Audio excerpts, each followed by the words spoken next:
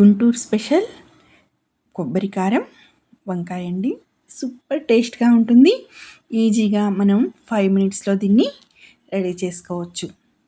ముందు ప్రాసెస్లో నేను చిన్న కప్పుడు కొబ్బరి తీసుకున్నానండి. చూస్తున్నారు కదా, పచ్చి కొబ్బరి అయినా పర్లేదు, ఎండు కొబ్బరి అయినా పర్వాలేదండి. 4-5 వెల్లుల్లి రెబ్బలు, ఒక హాఫ్ స్పూన్ జీలకర్ర, 4-5 కరివేపాకు రెమ్మలు వేసుకున్నాను.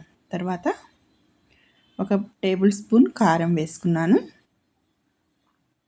వీటన్నింటినీ కూడా కాస్త రుచికి సరిపడా ఉప్పు వేసి మిక్సీ వేసుకొని పౌడర్ చేసుకొని, ఈ విధంగా పౌడర్ని మనం రెడీ చేసుకుని పక్కన ఉంచుకోవాలి. తర్వాత లేత వంకాయలను తీసుకున్నానండి. చూస్తున్నారు కదా, వీటిని 4 పలకలుగా చీల్చి కారం పొడిని, కొబ్బరి కారాన్ని వాటి మధ్యలో ఈ విధంగా వీడియోలో చూపిస్తున్న విధంగా కూరుకొని వాటిని పక్కన పెట్టుకోవాలి.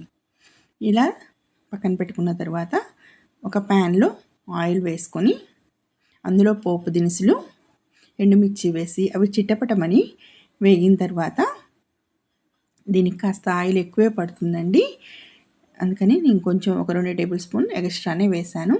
తర్వాత రెడీ చేసుకున్నటువంటి వంకాయల్ని వీడియోలో చూపిస్తున్న విధంగా అమర్చుకొని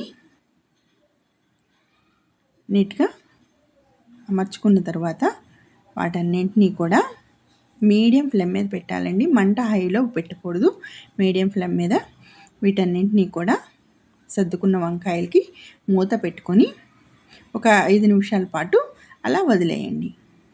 అలా వదిలేసిన తర్వాత ఒకసారి మూత తీసుకొని వంకాయల్ని వేరే వైపుకు తిప్పి మళ్ళీ ఒక 5 మినిట్స్ వరకు వాటిని ఉడికించుకోండి.